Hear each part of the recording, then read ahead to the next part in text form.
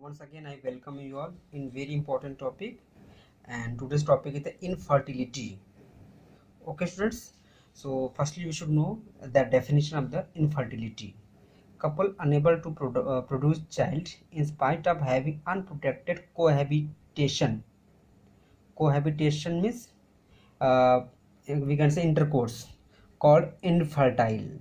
Okay, if you see the same thing in as I know in the case of we can say advocacy. Okay, it is uh, considered up to 3 years. Okay, and now next point, infertility can be removed by ART.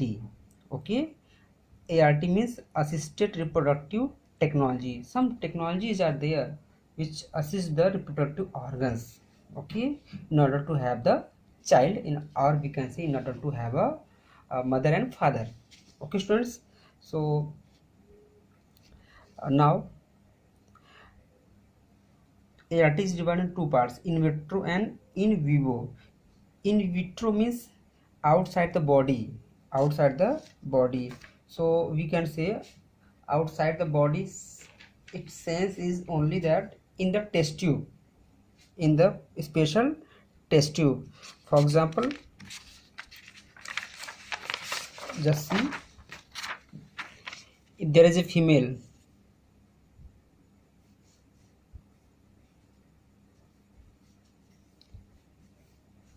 okay, if fertilization taking place into the female body, it is called in vivo.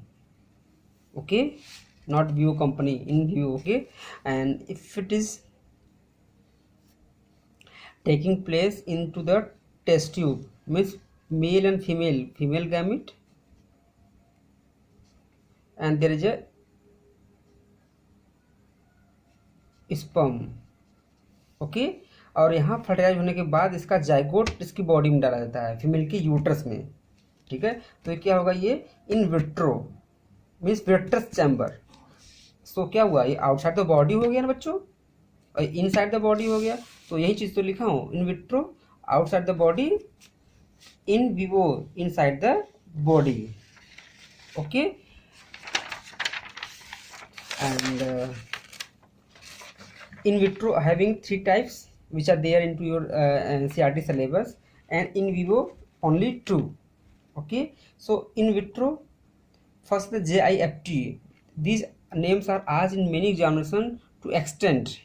Okay, they are just write what is the full form of JIFT.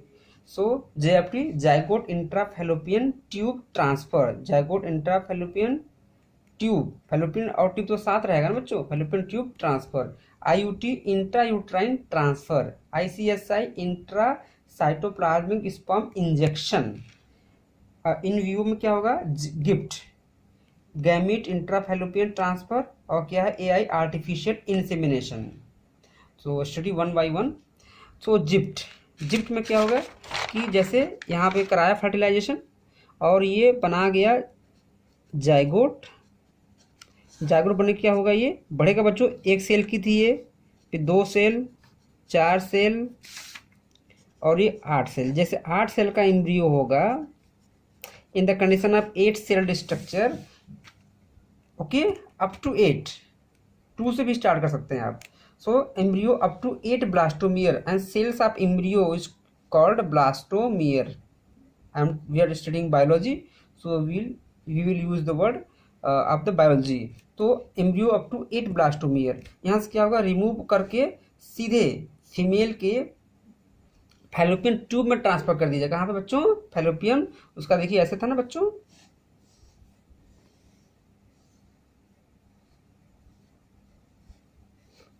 ये vagina है, ये uterus है, ये fallopian tube है.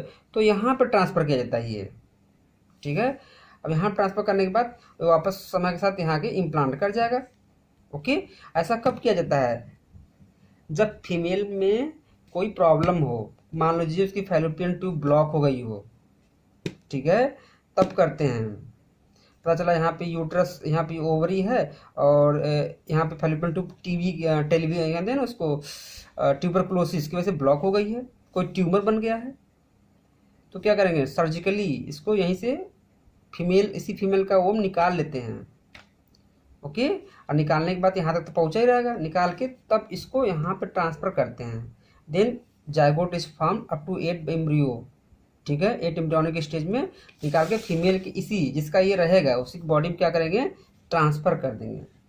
ठीक है, अब बच्चों ये तो बहुत रेयर मेथड है, ठीक है, तो अगर करना ही है तो उसके यूट्रस में करो, जहाँ पे क्या हो जाए, इम्प्लांटेशन हो जाए। कितने सेल के स्टेज में, 32, 16 टू 32 के स्टेज में, क्योंकि इम्प्लांटेशन हमने पढ़ा था ना इसी स्टेज में होता है बच्चों। So that is the next is the IUT, intrauterine से word is itself telling us uterine, uterus में, यहाँ क्या था, एप्टी फैलोपियन ट्यूब में, ठीक है। So embryo with more than 8 but up to 32 celled in female uterus, okay, uterus is transferred, we can say is transferred, okay. और इसी को क्या बोलते हैं, जब यही एक 8 था ना, 16 फिर क्या हो गया 32, तो 8 से अधिक 16 और 32 इसी सेल में स्टार्ट निकाल करके फीमेल के बॉडी में क्या करेंगे, इसको इम्प्लांट करा देंगे, ठीक है। So this is called test tube baby program, this is very important. IUT जो आते हैं, देखा होगा न्यूज़पेपर में आते हैं, टेस्ट ट्यूब बेबी सेंटर, तो ठीक है, तो that is the program, that is the process done by the under IUT in the terms of medical, ठीक है, मेडिकल साइंस के लैंग्वेज में क्या बोलते हैं इसको, आईयूटी बोलते हैं, इंट्रायूट्राइन ट्रांसफर, ठीक है बच्चों। तो ये इसका ये चांसेस कम रहते हैं इस वाले के, किसके, JIFT, but IUT have the great chance of the success. Next is ICSI, so full form intracytoplasmic sperm injection, okay, sperm directly injected into the ovum in case of very low sperm count from the female husband और donor. अब पता चला भैया इनके husband हैं, okay, he is not having so much amount of the sperm, so many number of the sperm, so अब क्या हो रहा है, स्पर्म कुछ पहुंच रहे हैं यहाँ पे, पहुँचते यहाँ पहुँच ही नहीं पा रहे हैं, तो इन दैट कंडीशन, तो अगर उनकी में स्पर्म बहुत ही कम है तो एक स्पर्म ले लिया जाएगा और सीधे इसको कहाँ किया जाएगा बच्चों, एक बाहर इनका ओम निकाल लिया जाएगा, क्या निकाल लिया जाएगा, बाहर ओम, इन्हीं का क्या हो, बाहर ओम टेस्ट ट्यूब में निकाल लिया जाएगा और स्पर्म को यहाँ ट्रांसफर कर लिया जाएगा, ठीक है, स्पर्म को यहाँ पे फ्यूज करा दिया जाएगा, फ्यूज करने के बाद क्या किया जाएगा, सीधे फीमेल के यूट्रस में ट्रांसफर कर दिया जाएगा, ठीक है। और पता चला कि स्पर्म हस्बैंड में बन नहीं रहा उनके, तो स्पर्म किसी से जो होते हैं स्पर्म बैंक होते हैं, okay, they are ready to donate the sperm also, okay. So this is all about the ICSI। ये क्या होगा, ये दोनों सेम हैं but difference is the number of cells, ये फैलोपियन ट्यूब में होगा and this is in the uterus. ये क्या होगा, in the case of low sperm count और we can say donors case is the in vivo, we can say inside the body. So GIFT and AI. So GIFT, gamete intrafallopian transfer, इसमें क्या होता है बच्चों, gamete का transfer किया जाता है, क्योंकि बॉडी के अंदर है बच्चों, इनसाइड द बॉडी, तो गैमीट, ठीक है। Collection of ovum from donor and ovum then transfer we can say, and then उसी ओम की बात तो होगी, from donor and then transfer to fallopian tube of recipient female. अगर किसी फीमेल में नहीं बन रहा है ओम, ठीक है, तो ओम को क्या किया जाता है, बाहर से डोनर से लिया जाएगा किसी से, ठीक है, it could be relative also. तो उसके बाद क्या होगा, फिर उस फीमेल के बॉडी में लगा दिया, and if female uterus is suitable then is transfer to surrogate mother. अगर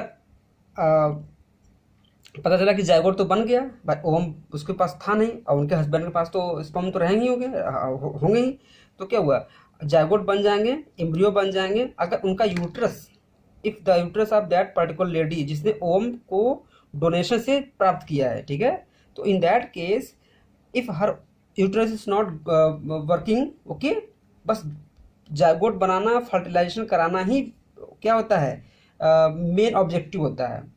बिकॉज हम अगर बाहर की बात करें हॉस्पिटल की, इसी के कम से कम 50-60 हज़ार रुपये ले लेते हैं, ठीक है। तो क्या करते हैं, इतना कराने के बाद उसी को सर्जिकली रिमूव करा करके किसी सरोगेट मदर, बोलते हैं ना किराए का यूट्रस, उसमें ट्रांसफ़र करा देते हैं वहाँ पे, ठीक है। वहाँ पे जाएगा तो सेम ये इस कैटेगरी में फिर पहुँच जाएगा वो, ठीक है। मतलब यही वाला प्रोसेस आगे फॉलो किया जाएगा, ये कैटेगरी नहीं आएगी, फॉलो किया जाएगा, ठीक है। तो गिफ्ट में एक समझो कि ओवम होता है डोनर का, फर्टिलाइज करा करके, ठीक है। अगर उसका यूट्रस सही है तो फिर हटाया नहीं जाएगा। देखो